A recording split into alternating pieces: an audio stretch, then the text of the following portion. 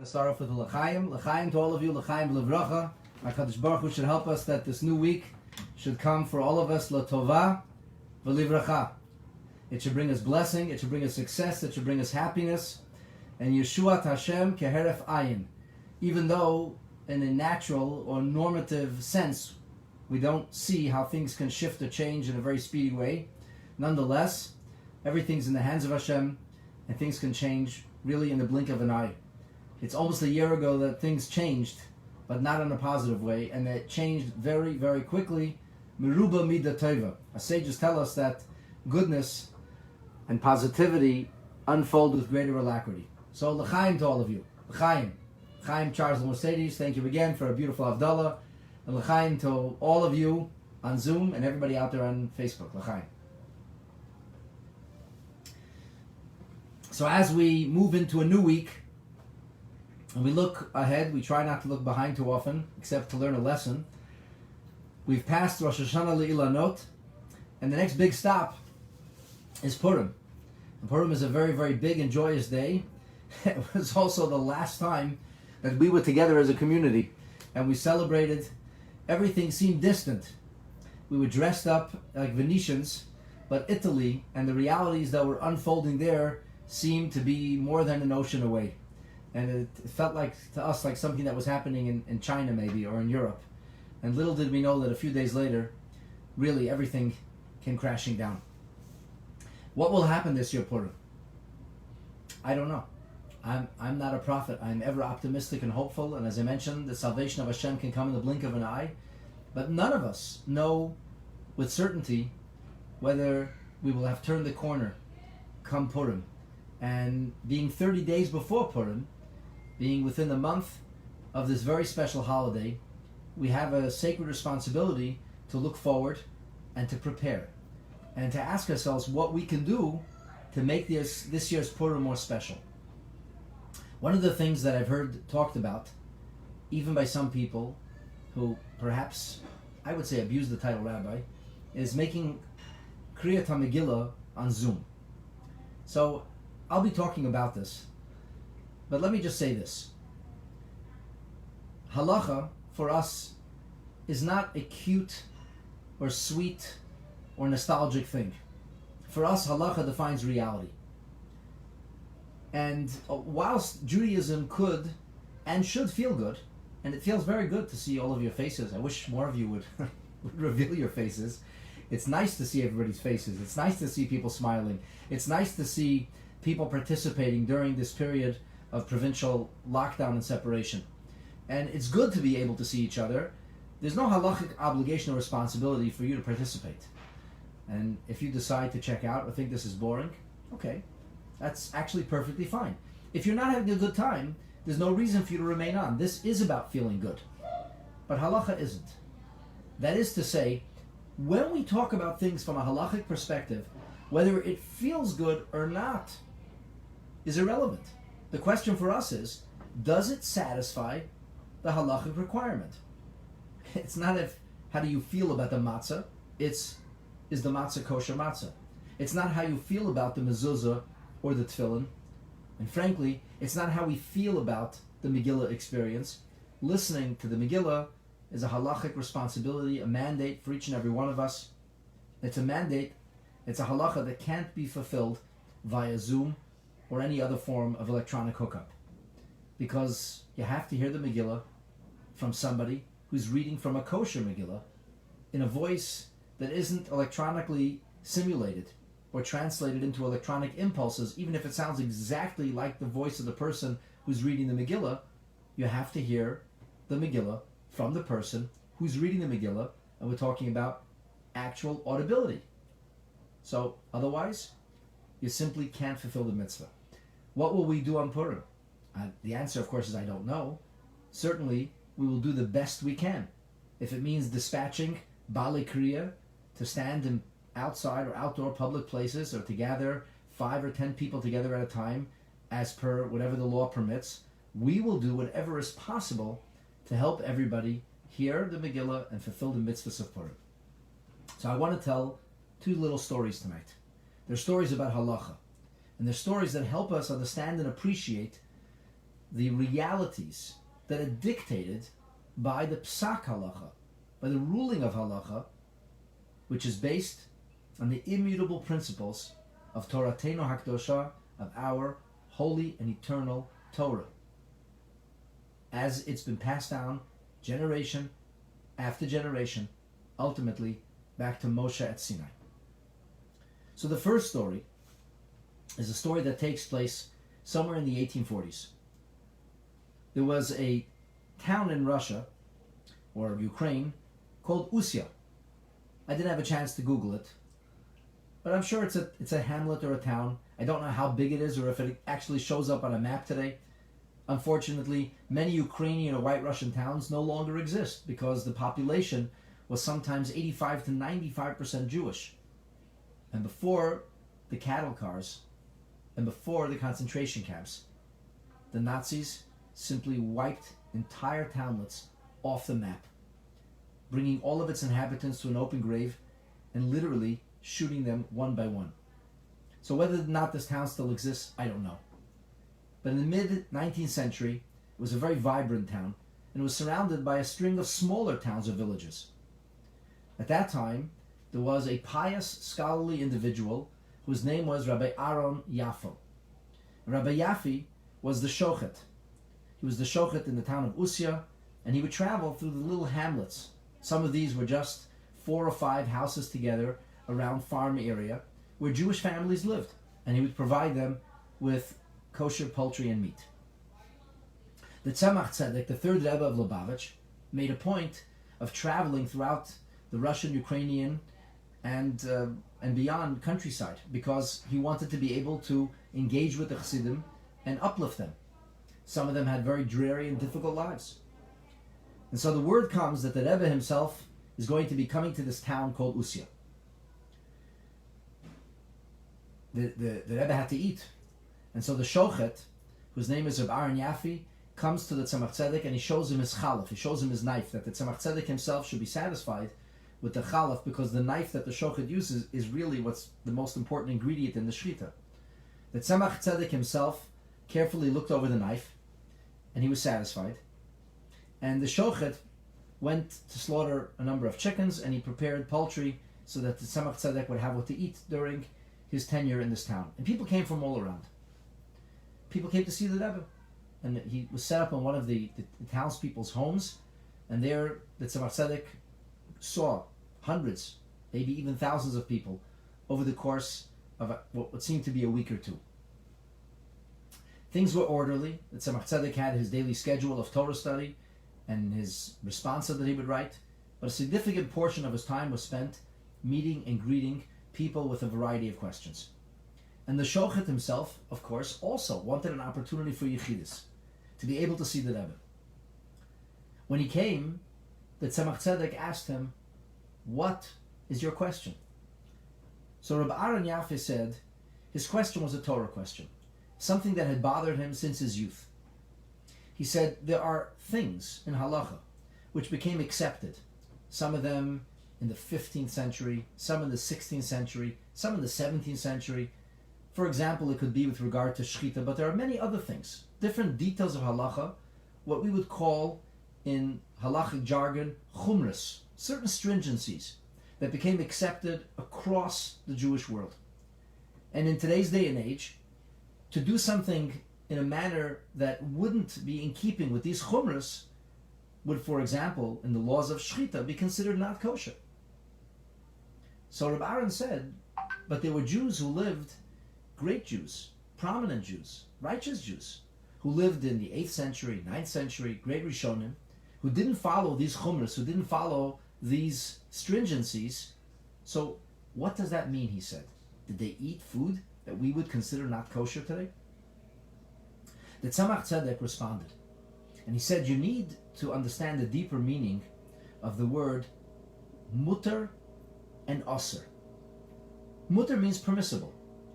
Aser means prohibited. But as the Alter Rebbe explains in Tanya, these two words, which are very literal in telling something that he may or may not do something, at its origin, the words come from the etymology meaning tied or untied. And he explained that certain things can be elevated and used for a holy purpose. And that's the meaning of mutter. That's the meaning of it being untied, meaning it isn't tethered, it isn't chained. If we will use these material things properly, we can actually elevate them. And thereby we elevate the world in which we live. Things which are usur, things which are prohibited or proscribed, essentially are tied. Tied in a manner that no matter what you try to do, you can't unchain it. It remains tethered. And it can't, proverbially be lifted or elevated. And the Tzemach Tzedek said this. There was a time, he said in the past, where loftier souls walked the face of the earth. Souls who were empowered more so than us. And they were actually able to elevate certain things which today is beyond our purview. And so, the halacha at the time permitted it. But as time went on, and the souls became poorer or dimmer, we no longer had the wherewithal or ability to elevate certain things. And that, said the Tzemach Tzedek, is why these stringencies were introduced. That's the deeper meaning of the notion of modern day chumras, that once it becomes accepted by Klal Yisrael, it actually would be proscribed or prohibited, meaning tied or tethered. And so in today's day and age, we wouldn't be able to elevate or lift it. Today, instead of us elevating that, it would in turn chain, shackle, and limit us. So that's one little story that helps us understand the deeper meaning or the spiritual motif of halacha, what's permissible and what isn't. It's not just a technicality, it actually translates into the spiritual pursuit of being closer to Hashem in a very real, almost tangible, certainly understandable way. And the second story that I wanted to share with you is also a story of the Tzemach Tzedek. This is a fascinating story about the Torah not being in the heavens. It's a famous discussion, a narrative in the Gemara, in which the sages were having a dispute about the permissibility of a certain item with regards to ritual purity or impurity. And one sage, whose name was Rabbi Eliezer, he vociferously and very, very strongly disagreed with the Chachamim, with the vast majority of sages. And he maintained that even in the Yeshiva Shomayla, even in heaven, they understood the halacha to be his way. He was a person who had prowess that is beyond the purview of our imagination or our orbit of experience. And he was able to demonstrate a number of details, things, phenomena that we can't possibly imagine to control. And he did this to indicate that he was right. And the Chachamim said, it's very impressive, you're a great tzaddik, but it's not the halacha. Torah lo b'shamayim. The Torah is not in the heavens. The halacha gets ruled here on earth by people of flesh and blood who have a brain or a mind that's able to grasp and understand things. And they toil to try to understand the halacha with integrity, with sincerity, with holiness and purity, but ultimately in a pragmatic way. And when the halacha is ruled, that becomes reality. So this is the story that illustrates this notion of Torah lo b'shamayim, and I think will help us appreciate the notion of we need to follow the halacha as it's ruled here in this world. So the Tzemach Tzedek came to what was the placing of a cornerstone in the new Beis Medrash on Lubavitch. And the many, many people had come together. It was an outdoor event, turning the sod, placing the cornerstone, and long tables were brought, and there would be, it seemed, a Zoombrengen of sorts, outdoors. The Tzemach Tzedek asked the Hasidim, would you like to hear a teaching of Hasidus, a mimer, or would you prefer a story? When I asked my children at the table today, before I could continue, they blurted out, a story. Well, that's exactly what the Hasidim said. They wanted to hear a story. So the Tzedek Tzedek began to tell the following story about a Yid whose name was Yaakov.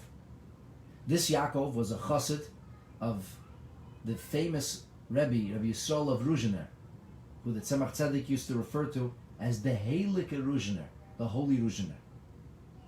And the story was that that there was a Jewish businessman who, I guess, rented an entire area of infrastructure, which included a factory, it included a forest, it included a number of inns, and he rented this from what was called then in Russian or Polish the poretz, the local squire or duke, and he would pay him whatever it was for the year, and then he would sublet the details out. The inn, the mill, the factory, the field, and in this way he would be able to turn a profit. The duke didn't want to deal with the details, and he was essentially kind of like what you would call subletting the various details, the various parts of the infrastructure, so that he could make a living. This Yaakov was a hapless fellow, and he rented a small inn. But somehow, he could never make a profit. He really had what they call no mazel. The landlord, a fellow Jew with the same name Yaakov, came to him and said, "You have to pay up." He said, "I don't have the money yet." And he was delaying him week after week after week, and finally he said, "If you're not going to pay up, I'm going to have to evict you. I have bills to pay. I pay the bills when you pay your bills. I can't continue this way." The hapless fellow ran to his Rebbe, Rabbi Saul of Ruzhin, and he said, "I'm going to get evicted. Pray for me. Do something." Rabbi Saul of Ruzhin sent for this individual, this landowner, and he said to him, "Look, he's a hapless fellow. He's got no mazel. He's trying. Tzedakah is a big mitzvah. Just forgive. Forgive the loan. Forgive the debt, and surely Hashem will bless you. It'll work out." He wasn't so quick to do this, but the Bisol Ruzhiner asks, and he asked so sincerely, and he explained the idea of tzedakah, so he relented. And he even said that he would better the terms of the agreement. He forgave the debt, and he said, "You pay less, and you have a longer amount of time to pay." The subletter or renter was happy with this agreement, and they parted ways. And here he comes a few months later to collect the lower amount of rent, and the hapless fellow, he's got no mazel. One bad turn after the other, he spent money that didn't bring back a profit, and he couldn't pay the bills. The landlord was really upset. He said, "You played this game last time. I made your conditions better. I gave you more time, less rent, and here you are again not paying your bills. I'm going to have to serve you with an eviction notice." The chassid again ran to Rabbi Saul of Ruzhin, and he cried that he was being evicted, and it wasn't his fault, and he was trying, and he just seemed to have no mazel. And Rabbi Saul of Ruzhin again sent for the landlord, and again he spoke to him, and again he talked about the mitzvah of tzedakah, and how important it was to help a fellow Yid. And he said this person didn't have mazel. He means well. He's trying hard. You have to, sometimes just overlook things. After all, Parnasa comes from Hashem. He was even more reticent this time around. But finally he relented. After all, Rabbi Saul Ruzhin was asking, and fine. He forgave the loan. He lowered the rent, and he said, "But this is it." A few months went by, and it was the same story all over again. The landlord said, "Listen, I saw this movie already. We're not doing this again. We're done. We're done. I'm going to evict you, and I have to evict you," he said. "And I have to get somebody who can pay the bills. I'm sorry I have no mazel. It can't be my problem." The chassid ran to Rabbi Saul of Ruzhin and complained again. Rabbi Saul of Ruzhin sent messages, but this time the landlord said, "Rebbe, with all due respect, I'm in business to make a profit. I also have bills to pay. I have a family to provide for. I can't do this anymore. I'm sorry. I can't." Sadly, this hapless fellow was evicted, and life went on. We don't really know what happened to him, but the Tzemach Tzedek said, this is the story. When this Yaakov, the landlord, eventually passed away, he came before the heavenly tribunal. And as they say, they show you a movie of your life, whatever that means. Detail after detail. He was a fine person. He was a pious individual. He was sensitive, compassionate, loving. He cared for his family, for his community. But at some point, this episode came up. And whilst he got a lot of credit for previously forgiving the debt, here It was painful to see a family with small children being evicted by a fellow Jew. The Bezdin Shomayla, whoever occupies the bench, as they say, looked at this in a very unfavorable way. The neshama, named Yaakov, protested. He said, it's not fair. You can't judge me. You are malachim, you're angels. You don't know what life is like in the real world. You've never paid a bill in your life. You don't know what the pressure of running a business is like. You don't know what it's like not to be able to come up to pay your own debts and responsibilities because somebody else defaults on you. I'm sorry, he said. I gave in twice. That's not fair. I shouldn't be judged harshly. If that guy had no mazel, he had no right to pass it on to me. Twice I relented. I can't be faulted for not giving in a third time. The Bezdin Shomayla convened, and they said the man has a point. And so they appointed 2 neshamas, not malachim, to sit in judgment over this case. Who were the 2 neshamas? It was the greatest Sephardic rabbi and the greatest Ashkenazic rabbi of a previous century.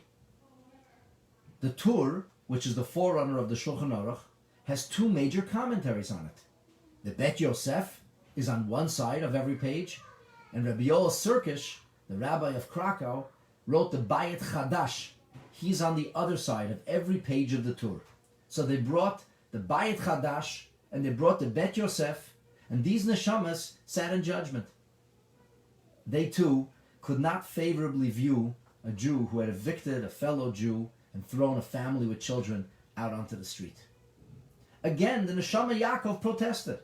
He said, these are great rabbis. And yes, they were neshamot. They once did live in the real world. But they left the real world decades, maybe more than 150 years ago. They don't understand. They've long forgotten the details, the travails, the pressures. They don't know what it's like. To them, it's a distant memory. This has to be ruled by sages, by rabbis who are living this, who know what money means, who know what debt means, who know the difficulties of life. The Bach and the Bet Yosef conferred, and they said that Tzemach Tzedek continued telling the story. He's right. The Tzemach Tzedek then raised his eyes. He looked at the Chassidim, hundreds of Chassidim that surrounded him, and he said, "Nu, so what do you say?" The Chassidim didn't say anything. The Tzemach Tzedek said, "I say he's right.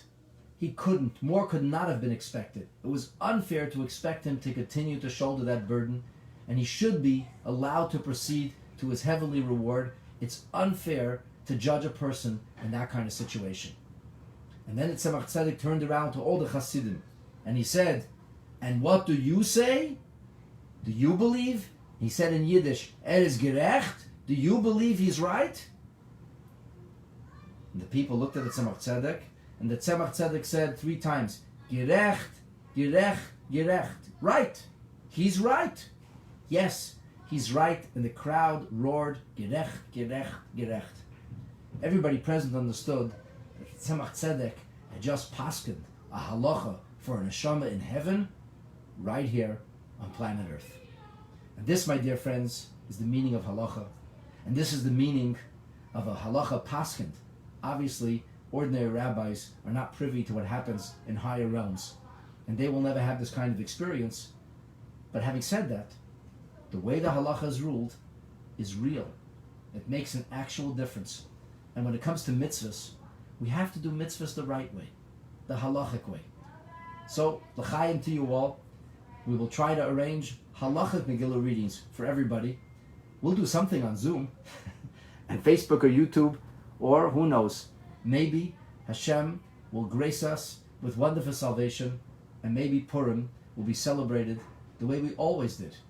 And maybe, just maybe, we'll have the good fortune of welcoming Mashiach before Purim, so that we can celebrate a Purim like never before, a Purim in Yerushalayim, in the third Beis HaMikdash, together with Mashiach, B'mheira, will be Ameinu, Amen. Thanks for joining. L'chaim to you all. L'chaim, Shavua Tov, and Kol Tov.